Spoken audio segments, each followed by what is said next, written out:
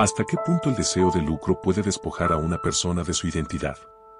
¿Cómo una sociedad puede llegar a normalizar la explotación de un ser humano? Acompáñanos a conocer la historia de Julia Pastrana. Julia Pastrana nació el 14 de febrero de 1834 en Sinaloa, México. Su madre era parte de un grupo originario que habitaba en la Sierra de Sinaloa. Julia nació con una condición denominada hipertricosis lanuginosa generalizada o también conocida como síndrome del hombre lobo, que es una enfermedad que ocasiona el crecimiento excesivo de vello. No hay datos exactos sobre si ella y su madre fueron expulsadas de la comunidad o huyeron. Se dice que 2 años después de su nacimiento, un grupo de hombres que buscaban una vaca perdida, las encontró dentro de una cueva. Los hombres decidieron llevarlas a la ciudad más cercana. Desde entonces, no hay información sobre la madre de Julia. Por su parte, Julia fue llevada a un orfanato. Poco tiempo después, el gobernador de Sinaloa se enteró del caso peculiar de Julia y la adoptó para desempeñarse como empleada doméstica en su casa. Julia trabajó allí hasta sus 20 años. De acuerdo con los datos, Julia pensó en regresar a su comunidad, pero no logró completar el viaje. En algún punto del trayecto se encontró con el estadounidense llamado R. Reitz, un hombre dedicado a los espectáculos, quien vio en Julia la oportunidad de generar ganancias. En 1854 Julia hizo su primer espectáculo en un teatro en Nueva York.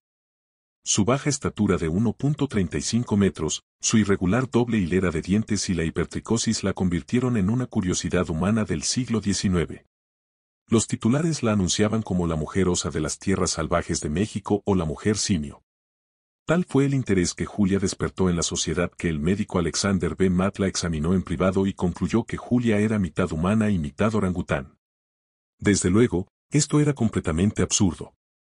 Además, Julia no tenía dientes de más, padecía hiperplasia gingival, que ocasionó el engrosamiento de sus labios y encías, lo cual causaba impresiones engañosas en los moldes de sus dientes. Incluso el científico más importante de la época, Charles Darwin, analizó los moldes de los dientes de Julia y los comparó con una raza de perros, para teorizar que las enfermedades de la piel en animales estaban relacionadas con el exceso de dientes. Después de muchas exitosas giras en Estados Unidos y Canadá, Julia conoció a Theodore Land, otro showman que la llevaría de gira por Europa. Su primera presentación fue en Londres, donde la presentaron como la indescriptible. En los promocionales, la retrataban con labios exagerados y una nariz muy grande, similar a las imágenes racistas de los afroamericanos de esa época. Además de Londres, realizó presentaciones en Alemania, Austria y Polonia. Durante sus giras Theodore Land no le permitía salir del circo, pues no quería que al exponerse en público su valor disminuyera. Tampoco se le permitía tener amigos. Cuando Julia estuvo en Viena, el dueño de un circo alemán la visitó. Después de una larga conversación describió a Julia como un monstruo para el mundo entero, una anormalidad exhibida por dinero, alguien a quien se le habían enseñado algunos giros artísticos, como un animal amaestrado. Pero, para los pocos que la conocían mejor, ella era un ser cálido, sensible, reflexivo, espiritualmente muy dotado, con un corazón y una mente sensibles. Y eso la afectaba muy profundamente en su corazón con tristeza, tener que estar al lado de la gente, en lugar de con ellos, y ser mostrada como un bicho raro por el dinero, sin compartir ninguna de las alegrías cotidianas en un hogar lleno de amor. El éxito de Julia logró que otros showman se interesen en ella. Para asegurar su fortuna, Theodore Land le propuso matrimonio. En 1857 Theodore y Julia se casaron en Viena. Los rumores de esa época aseguraban que Theodore decidió casarse con ella para demostrar que no tenía a Julia esclavizada, pero la realidad era que ella había acumulado una fortuna y representaba jugosas ganancias para él. En 1859 Julia y Land viajaron a Moscú para una presentación. En ese mismo año Julia se embarazó. Su esposo vendió entradas para presenciar el parto.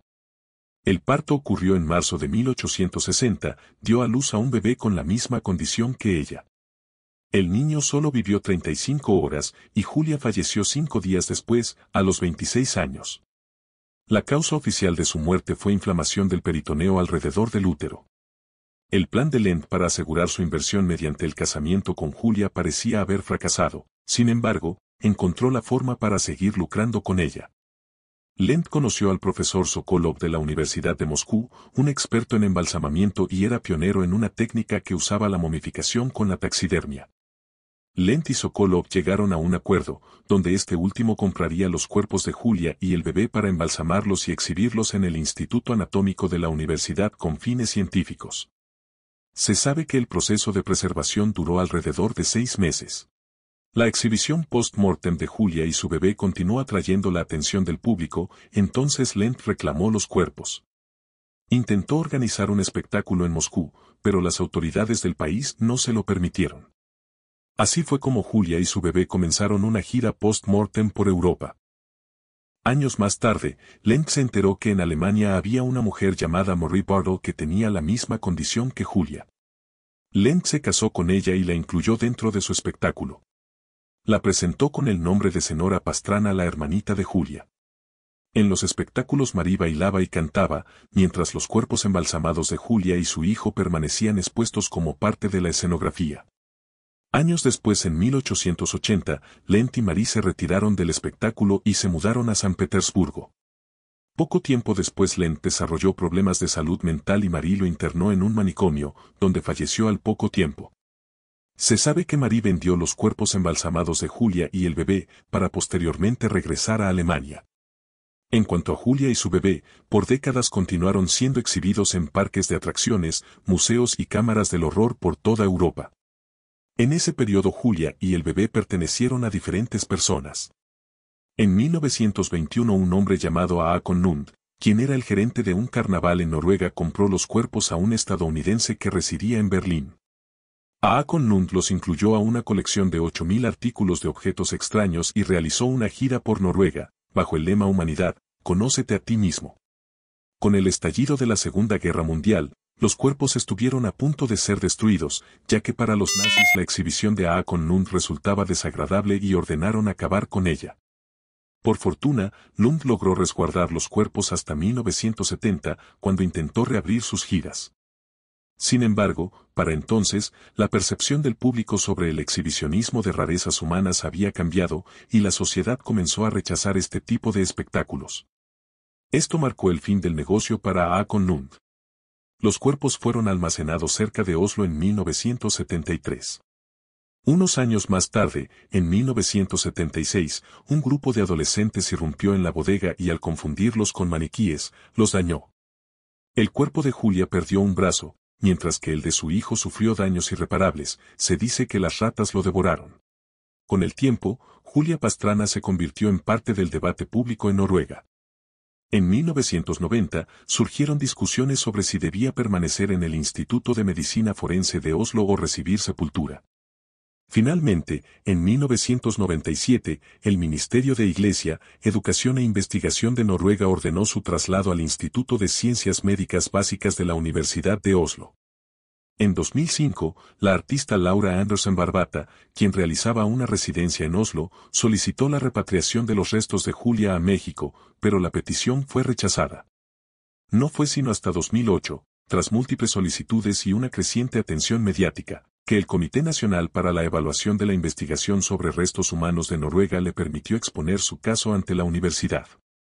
A la solicitud de Barbata se sumaron el embajador de México en Noruega y el gobernador de Sinaloa, estado natal de Julia.